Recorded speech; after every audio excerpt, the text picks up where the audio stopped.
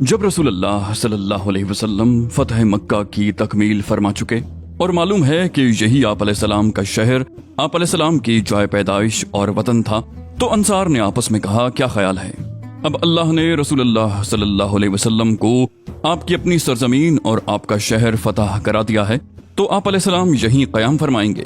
اس وقت آپ علیہ السلام صفا پر ہاتھ اٹھائے دعا فرما رہے تھے۔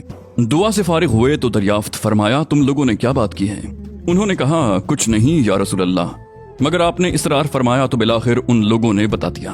آپ علیہ السلام نے فرمایا خدا کی پناہ، اب زندگی اور موت تمہارے ساتھ ہے۔ جب اللہ تعالیٰ نے رسول اللہ اور مسلمانوں کو مکہ کی فتح عطا فرما دی تو اہل مکہ پر حق واضح ہو گیا اور وہ جان گئے کہ اسلام کے سوا کامیابی کی کوئی راہ نہیں، اس لیے وہ اسلام کے تابعدار بنتے ہوئے بیعت کے لیے جمع ہو گئے۔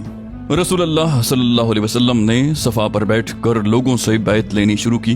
حضرت عمر بن خطاب آپ سے نیچے تھے اور لوگوں سے عہد و پیمان لے رہے تھے۔ لوگوں نے حضور صلی اللہ علیہ وسلم سے بیعت کی کہ جہاں تک ہو سکے گا آپ علیہ السلام کی بات سنیں گے اور مانیں گے۔ اس موقع پر تفسیر مدارک میں یہ روایت مذکور ہے کہ جب نبی کریم مردوں کی بیعت سے فارغ ہو چکے تو وہیں صفا ہی پر عورتوں سے بیعت لینی شروع کی۔ حضرت عمر آپ علیہ السلام سے نیچے بیٹھے تھے اور آپ کے حکم پر عورتوں سے بیعت لے رہے تھے اور انہیں آپ کی باتیں پہنچا رہے تھے۔ اسی دوران ابو سفیان کی بیوی ہند بنت عتبہ بھیس بدل کر آئی۔ دراصل حضرت حمزہ کی لاش کے ساتھ اس نے جو حرکت کی تھی اس کی وجہ سے وہ خوف زدہ تھی کہ کہیں رسول اللہ اسے پہچان نہ لیں۔ ادھر رسول اللہ نے بیعت شروع کی تو فرمایا میں تم سے اس بات پر بیعت لیتا ہوں کہ اللہ کے ساتھ کسی کو شریک نہ کرو گی۔ حضرت عمر رضی اللہ عنہ نے یہی بات دہراتے ہوئے عورتوں سے اس بات پر بیعت لی کہ وہ اللہ کے ساتھ کسی کو شریک نہ کریں گے۔ پھر رسول اللہ نے فرمایا اور چوری نہ کرو گی۔ اس پر ہند بول اٹھی ابو سفیان بخیل آدمی ہے، اگر میں اس کے مال سے کچھ لے لوں تو؟ ابو سفیان نے جو وہیں موجود تھے کہا تم جو کچھ لے لو وہ تمہارے لیے حلال ہے۔ رسول اللہ مسکرانے لگے۔ آپ علیہ السلام نے ہند کو پہچان لیا، فرمایا اچھا تو تم ہو ہندا؟ وہ بولی ہاں اے اللہ کے نبی، جو کچھ گزر چکا ہے اسے معاف فرما دیجیے، اللہ آپ کو معاف فرمائے۔ اس کے بعد آپ علیہ السلام نے فرمایا اور زنا نہ کرو گی۔ اس پر ہند نے کہا بھلا کہیں حرہ بھی زنا کرتی ہے، یعنی آزاد عورت؟ پھر آپ علیہ السلام نے فرمایا اور اپنی اولاد کو قتل نہ کرو گی۔ ہند نے کہا ہم نے تو بچپن میں انہیں پالا پوسا، لیکن بڑے ہونے پر آپ لوگوں نے انہیں قتل کر دیا، اس لیے آپ اور وہ ہی بہتر جانیں۔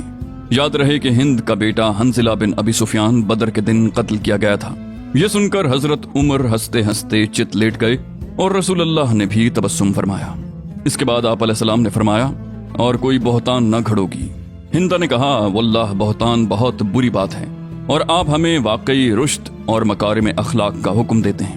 پھر آپ علیہ السلام نے فرمایا اور کسی معروف بات میں رسول کی نافرمانی نہ کرو گی۔ ہند نے کہا خدا کی قسم ہم اپنی اس مجلس میں اپنے دلوں کے اندر یہ بات لے کر نہیں بیٹھی ہیں کہ آپ کی نافرمانی بھی کریں گی۔ پھر واپس ہو کر ہند نے اپنا بت توڑ دیا۔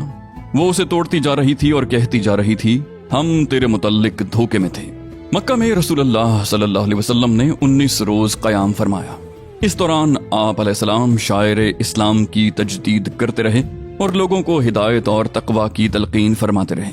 انہی دنوں آپ علیہ السلام کے حکم سے حضرت ابو اسید خزائی نے نئے سرے سے حدود حرم کے کھمبے نصب کیے۔ آپ علیہ السلام نے اسلام کی دعوت اور مکہ کے آس پاس بتوں کو توڑنے کے لیے متعدد سرایا بھی روانہ کیے اور اس طرح سارے بت توڑ ڈالے۔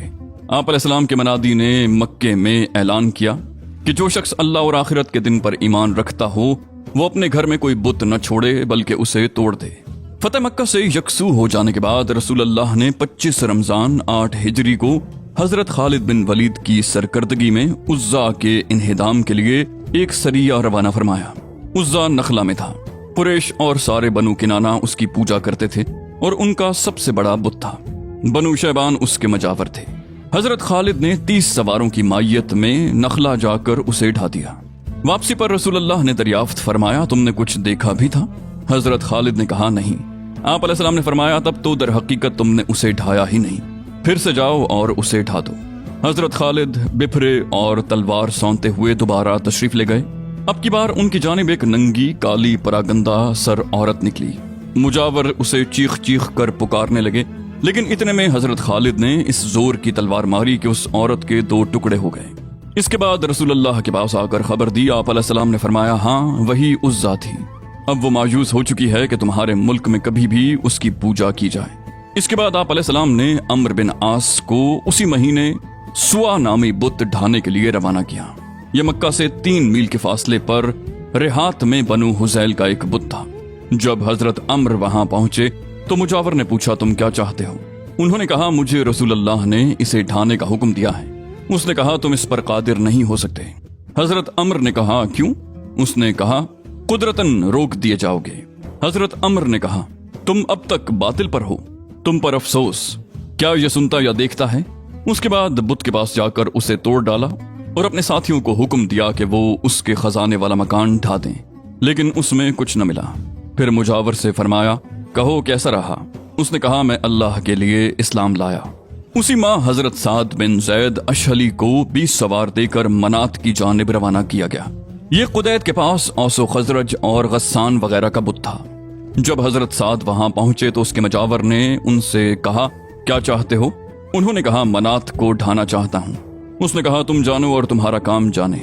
حضرت سعد منات کی طرف بڑھے تو ایک کالی ننگی پراگندہ سر عورت نکلی۔ وہ اپنا سینہ پیٹ پیٹ کر ہائے ہائے کر رہی تھی۔ اس سے مجاور نے کہا منات اپنے کچھ نافرمانوں کو پکڑ لے، لیکن اتنے میں حضرت سعد نے تلوار مار کر اس کا کام تمام کر دیا۔ پھر لپک کر بت ڈھا دیا اور اسے توڑ پھوڑ ڈالا۔ خزانے میں کچھ نہ ملا۔ عزا کو ڈھا کر حضرت خالد بن ولید واپس آئے تو انہیں رسول اللہ نے اسی ماہ شعبان 8 ہجری میں بنو جزیمہ کے پاس روانہ فرمایا، لیکن مقصود حملہ نہیں بلکہ اسلام کی تبلیغ تھی۔ حضرت خالد مہاجرین و انصار اور بنو سلیم کے 350 افراد لے کر روانہ ہوئے اور بنو جزیمہ کے پاس پہنچ کر اسلام کی دعوت دی۔ انہوں نے اسلمنا کی بجائے سبانا کہا، یعنی ہم اسلام لائے کی بجائے ہم نے اپنا دین چھوڑا کہا۔ اس پر حضرت خالد نے ان کا قتل اور ان کی گرفتاری شروع کر دی اور ایک قیدی اپنے ہر ساتھی کے حوالے کیا۔ پھر ایک دن حکم دیا کہ ہر آدمی اپنے قیدی کو قتل کر دے، لیکن حضرت ابن عمر اور ان کے ساتھیوں نے اس حکم کی تعمیل سے انکار کر دیا، اور جب نبی علیہ السلام کے پاس آئے تو آپ علیہ السلام سے اس کا تذکرہ کیا۔ آپ نے اپنے دونوں ہاتھ اٹھائے اور 2 بار فرمایا اے اللہ، خالد نے جو کچھ کیا میں اس سے تیری طرف برات اختیار کرتا ہوں۔ اس موقع پر صرف بنو سلیم کے لوگوں نے اپنے قیدیوں کو قتل کیا تھا، انصار و مہاجرین نے قتل نہیں کیا تھا۔ رسول اللہ نے حضرت علی کو بھیج کر ان کے مقتولین کی دیت اور ان کے نقصانات کا معاوضہ ادا فرمایا۔ اس معاملے میں حضرت خالد اور حضرت عبد الرحمن بن عوف کے درمیان کچھ سخت کلامی اور کشیدگی ہو گئی۔ اس کی خبر رسول اللہ کو ہوئی تو آپ علیہ السلام نے فرمایا خالد ٹھہر جاؤ، میرے رفقا کو کچھ کہنے سے باز رہو۔ خدا کی قسم اگر احد پہاڑ سونا ہو جائے اور وہ سارا کا سارا تم اللہ کی راہ میں خرچ کر دو، تب بھی میرے رفقا میں سے کسی ایک آدمی کی ایک صبح کی عبادت یا ایک شام کی عبادت کو نہیں پہنچ سکتے۔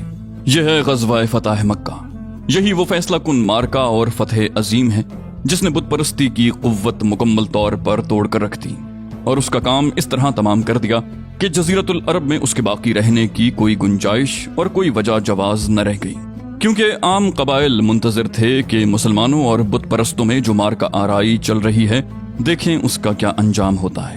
ان قبائل کو یہ بات بھی اچھی طرح معلوم تھی کہ حرم پر وہی مسلط ہو سکتا ہے جو حق پر ہو۔ ان کے اس یقین کامل میں مزید حد درجہ پختگی نصف صدی پہلے اصحاب فیل ابرہا اور اس کے ساتھیوں کے واقعے سے آ گئی تھی، کیونکہ اہل عرب نے دیکھ لیا تھا کہ ابرہا اور اس کے ساتھیوں نے بیت اللہ کا رخ کیا تو اللہ نے انہیں ہلاک کر کے بھس بنا دیا۔ یاد رہے کہ صلح حدیبیہ اس فتح عظیم کا پیش خیمہ اور تمہید تھی۔ اس کی وجہ سے امن و امان کا دورہ ہو گیا تھا، لوگ کھل کر ایک دوسرے سے باتیں کرتے تھے، اسلام کے متعلق تبادلہ خیال اور بحثیں ہوتی تھیں۔ مکہ کے جو لوگ درپردہ مسلمان تھے انہیں بھی اس صلح کے بعد اپنے دین کے اظہار و تبلیغ اور اس پر بحث و مناظرے کا موقع ملا۔ ان حالات کے نتیجے میں بہت سے لوگ حلقہ بگوش اسلام ہوئے، یہاں تک کہ اسلامی لشکر کی جو تعداد گزشتہ کسی غزوے میں 3000 سے زیادہ نہ ہو سکی، غزوہ فتح مکہ میں 10,000 تک جا پہنچی۔ اس فیصلہ کن غزوے نے لوگوں کی آنکھیں کھول دیں اور ان پر پڑا ہوا وہ آخری پردہ ہٹا دیا جو قبول اسلام کی راہ میں رکاوٹ بنا ہوا تھا۔ اس فتح کے بعد پورے جزیرت العرب کے سیاسی اور دینی افق پر مسلمانوں کا سورج چمک رہا تھا، اور اب دینی سربراہی اور دنیاوی قیادت کی زمام ان کے ہاتھ آ چکی تھی۔ گویا صلح حدیبیہ کے بعد جو مسلمانوں کے حق میں مفید تغیر شروع ہوا اس فتح کے ذریعے مکمل اور تمام ہو گیا، اور اس کے بعد ایک دوسرا دور شروع ہوا जो पूरे तौर पर मुसलमानों के हक में था और जिसमें पूरी सूरत हाल मुसलमानों के काबू में थी। और अरब अक़वाम के सामने सिर्फ एक ही रास्ता था कि वो वफूद की शक्ल में रसूलुल्लाह की खिदमत में हाजिर होकर इस्लाम कबूल कर लें और आप अलैहिस्सलाम की दावत लेकर हर तरफ फैल जाएं। अगले 2 बरसों में इसी की तैयारी की गई। उसके बाद रसूलुल्लाह की पैगम्बराना जिंदगी का आखिरी मरहला था, जो आप अलैहिस्सलाम की इस्लामी दावत के उन नताइज की नुमाइंदगी करता है जिन्हें आप अलैहिस्सलाम ने तकरीबन 23 साल की तवील जद्दोजहद, मुश्किलात और मुशक्कत, हंगामों और फितनों, फसादात और जंगों और खूरेज मार्कों के बाद हासिल किया। इन तवील बरसों में फतह मक्का सबसे अहम तरीन कामयाबी थी जो मुसलमानों ने हासिल की। इसकी वजह से हालात का धारा बदल गया और अरब की फजा में तगय्युर आ गया। ये फतह दर हकीकत अपने माक़बल और माबाद के दोनों ज़मानों के दरमियान हद फासिल की हैसियत रखती है।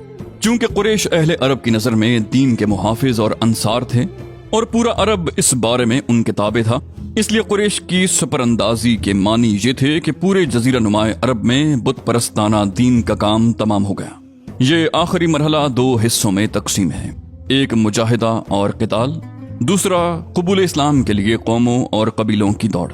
ये दोनों सूरतें एक दूसरे से जुड़ी हुई हैं। इस मरहले में आगे पीछे भी और एक दूसरे के दौरान भी पेश आती रहीं। अलबत्ता हम इसको एक दूसरे से अलग जिक्र करेंगे, चूंकि पिछले सफ़हात में मार्का और जंग का तस्करा चल रहा था और अगली जंग उसी की एक शाख की हैसियत रखती है, इसलिए यहाँ जंगों का जिक्र ही पहले किया जाएगा।